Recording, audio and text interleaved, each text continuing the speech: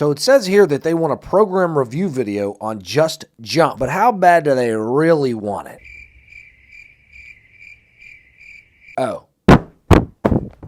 Ladies and gentlemen of the Action Army, what is going on, and welcome to my official program review video of Just Jump. Now, who is Just Jumari? He is a speed, vertical jump, and overall performance coach who has been training athletes for over 4 years at the time of making this video. Also, at the time of this video, he has 205,000 followers on Instagram and 37.5 thousand followers on YouTube. And last but not least, he is the creator of the vertical jump training program, Just Jump. As far as the program itself, the program is 20 weeks long. It's 5 phases, each phase being 4 weeks long. You start off with a pre-prep phase, then you get into phase 1, phase 2, phase 3, and phase 4. The program is 3 days a week, Monday, Wednesday, Friday, until the very last phase of the program. You move to 4 days a week, Monday, Tuesday, Thursday, Friday. Let's go ahead and dive in. All right, so right away, we're starting off with an extensive plyometric warm-up, so that's already good. We got some deep knee jumps, lateral med ball throw. We got some deceleration work. We got a single leg step down in which he does want you to use an eccentric focus. Then we got some RDLs, some calf raises, and some max effort jumps. Microdosed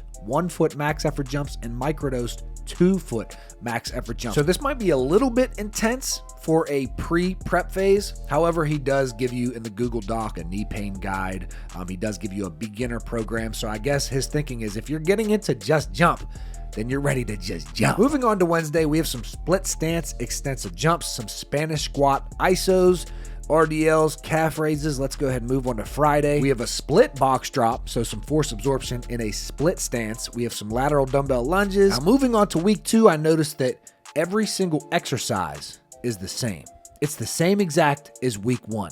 And then week 3 is the same exact as week 2. And then week 4 is the same exact thing. So we got 4 weeks in a row of the same exact exercises, although we are starting with lower volume and moving to higher volume. So let me go ahead and go over the pros and cons of this pre-prep phase. We have eccentrics or slow strength. We have isometrics. We have force absorption work. We have deceleration. We have low-level extensive plyometrics. We even have deep range of motion plyometrics. Another pro to this pre-prep phase, and we'll talk about the cons in 1 second, is that it's a good ordering of exercise. So what you want to remember when ordering your exercises is that you always want to do the most fatiguing things last. So if you're going to do a mixed training model, which just means that you do speed or velocity-based training, power training, strength training, and some general hypertrophy, all in the same workout, you want to warm up, then do your speed and velocity training, then your power, then your strength, and then finish with hypertrophy. Why? Because you want to do the most fatiguing things last. Now for the negatives, which unfortunately, there's quite a few.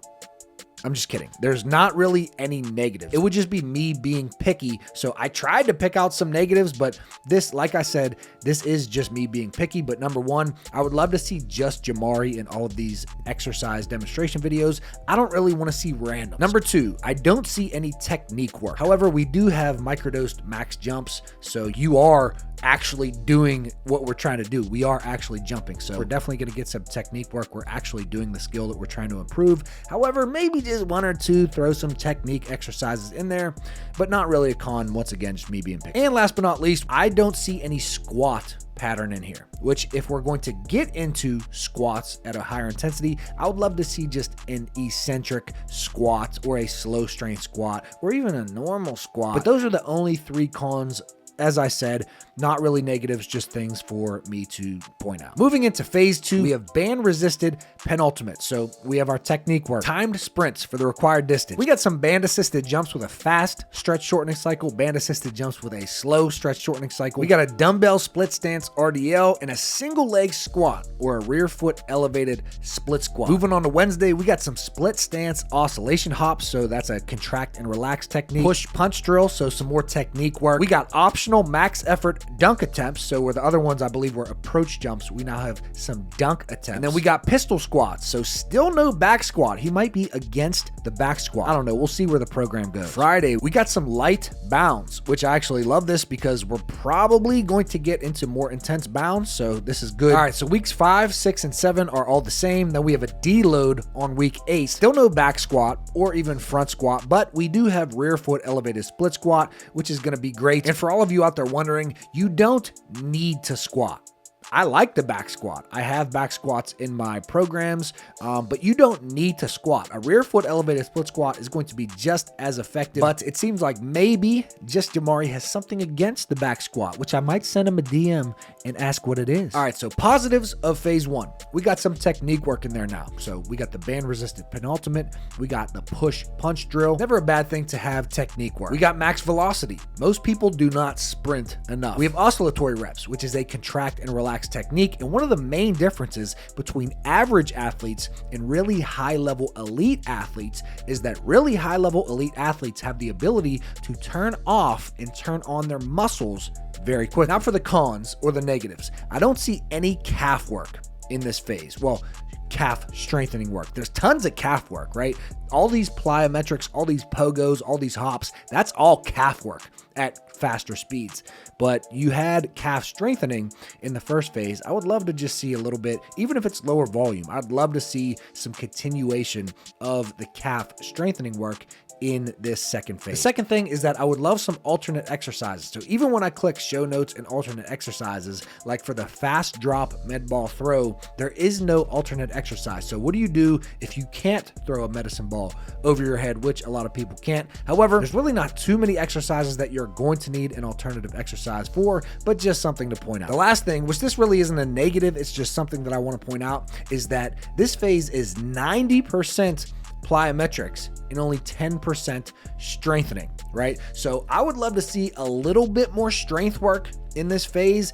However, this could be, just Jumari's training philosophy. Some coaches are bigger on plyos than strength. Some are bigger on strength than plyos, but this is very, very plyo heavy. Moving on to phase two, we got some drop jumps, we got some depth jumps, we got some max broad jumps or triple broad jumps, we got some max effort jumps, RDLs, rear foot elevated, and some calf raises again, so calf work is added back in. We have a band assisted penultimate, which is a technique drill that's really great for athletes who have trouble transferring their horizontal momentum into vertical momentum. You really have to focus on planting that block foot and stopping yourself to get yourself into that vertical momentum during this drill. We got some band resisted lunge jumps, band or dumbbell resisted pogos. So now we're doing resisted plyos, power skips for height, super underrated exercise. We got some single leg bounds with full progression. So he shows you before you just go crazy and start bounding, he gives you the regressions of bounds and shows you how to work your way up into actual single leg bounds at max intensity. So for this phase, one of the pros is that the dosages, along with this entire program, but the dosages, the sets and the reps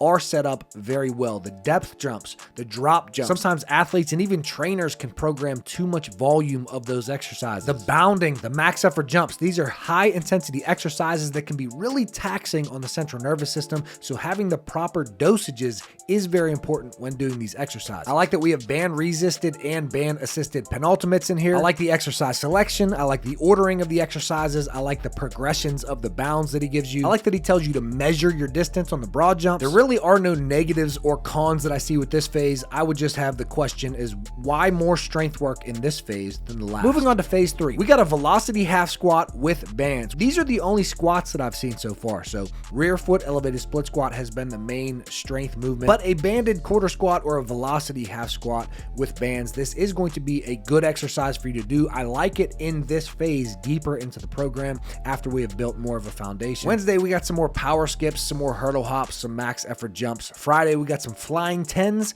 timed sprints. We got some bounds and some more velocity half squats with bands. So 2 days a week, we're doing these quarter squats with bands or half squats with bands. For the pros for this phase, I really like that we have these banded squats in this phase of the program. I really like that we've worked on building a foundation first. We've done a lot of rear foot elevated. We did some pistol squats. We got some single leg balance in this phase, and it gives you regressions and progressions of the single leg balance. So I like it.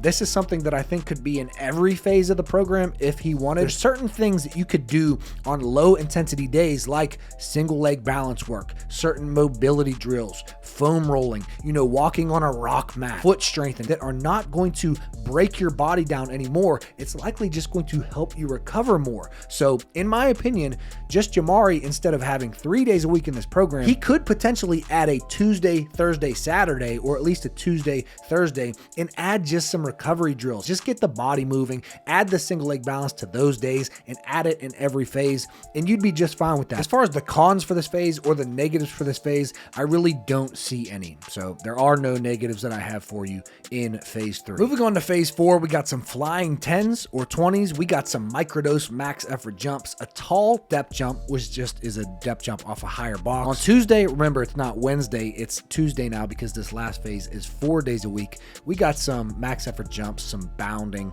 and some single leg bounding. Thursday, we got some broad jumps, some high pulls, some max effort jumps. On Friday, all that we have is a warm up. We got some max effort jumps and we got some progressive bounds. So now what I'm going to do very quickly is I'm going to give you an overview of the pros and the cons that I liked in this program in general. So here we go. Pros. The number one thing that I love about this program is the dosages. The exercises, the sets, the reps are dosed in a way that you are going to be feeling bouncy all the way through this program. There's not ever too high volume. There's not ever too little volume. The dosages are really well thought out. They are pretty much perfect all the way through for every single exercise, every single set, every single rep. The exercise selection is very effective in my opinion. These are the best exercises that you could do to increase your vertical jump in general. We got sprints, we got max effort jumps, we got hops, we got bounds, we got skips, we got loaded plyos, we got unloaded plyos, we got band assisted, we got band resisted, we got technique. The exercise selection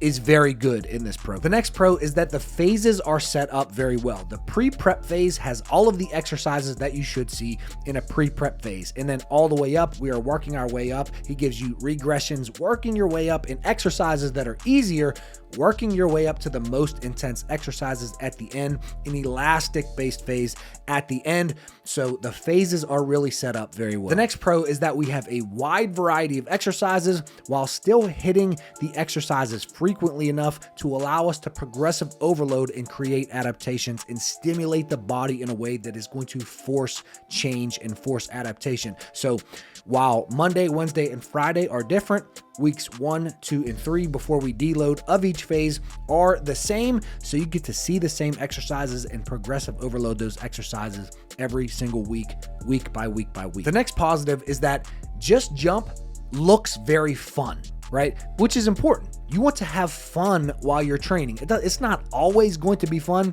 but there are programs that I've reviewed in the past where I'm like, man, I would not want to do this program. Just Jump is a program that I'm like, wow, this looks like it would be exciting for me to try this program. So take it for what it is, but that is a positive in my eyes. It's fun. Now for the negatives, which none of these are really negatives. They're just things that I want to point out so that you can take them into consideration when choosing which vertical jump program you want to invest your money and your time into. This program is very, very heavy on plyometrics. I would say it's about 80% plyos, 20% strength, which, like I said, is not a bad thing. When you're trying to jump higher, you need to jump. You have to be doing jumps, skips, hops, bounds, sprints. That's the most important thing when it comes to jumping, is to practice jumping. And a lot of programs get that wrong, but I would have liked to see a little bit more strength. He does do a good job of giving you a squat, a hinge, and a calf raise pretty much all the way through a program. So this is just something for you to consider whenever choosing which vertical jump program that you want to do. There are no squats in the program other than the last 2 phases have banded quarter squats or banded half squats. So if you're someone who really likes squatting, then maybe choose a different program, or maybe ask Just Jumari if you can change the rear foot elevated split squat for a back squat if you really want to do that. But that's just something to point out as well, is that there are no squats. The next thing, once again, not a negative, just something that I want to point out, is that you have a deload week on week 8 and then every 4th week after that. So that is somewhat frequent. If you're going to deload every 4th week, you better be working hard during those 3 weeks that you have. So because that is so often, you're definitely going to feel bouncy through this program. Trust. But if you're going to be deloading that frequently, you have to be giving every single ounce of effort that you have to the 3 weeks of training that you do have. Next up is just something that I noticed. We tend to have higher volume on Mondays than Wednesdays and Fridays. Now, none of the program is super high volume. So it's not like he's killing you on Monday and you're not going to be ready for Wednesday. You're definitely going to be ready. The dosages are great, but normally you have the highest volume Friday so that you you have Saturday and Sunday to rest, but that's just something that I noticed. Nothing wrong with it. Just something that I'd like to point out, as I've been saying. And last but not least, if there was any real negative to this program, I would just say the alternative exercises need to be a tiny bit better, and the exercise demonstrations need to be a little bit better. We don't want to see randoms. We want to see Just Jumari. You have bounce and you got speed. And we want to hear you explain things, because you explain things very well. I would love to see a well done horizontal video that would have you demonstrating the exercise real quick and then going into an explanation of the exercise. And now for the last chapter of this video, and the question that a lot of you have been wondering: will this program get you results? And would I recommend that you spend your time and your money on this program? Yes, this program will absolutely get you results. And not only that, it is dosed in a way that you will feel bouncy throughout the entire program. There's always going to be certain days and certain times where you don't feel as bouncy as others, but in general, this program is going to have you feeling more and more bouncy as you work your way through. And would I recommend that you spend your money and your time on this program? 100% absolutely. For only $79 and all of the extras you get and the programming that you get, this is definitely one of the best programs out there at the time of this video. But yes, 100% worth your money and your time to get this program. Like this video if you like it, subscribe to the channel, and click the link in the description or the pinned comment if you're interested in getting Just Jump or one of my vertical jump training programs. But I'll see you in the next video. Peace.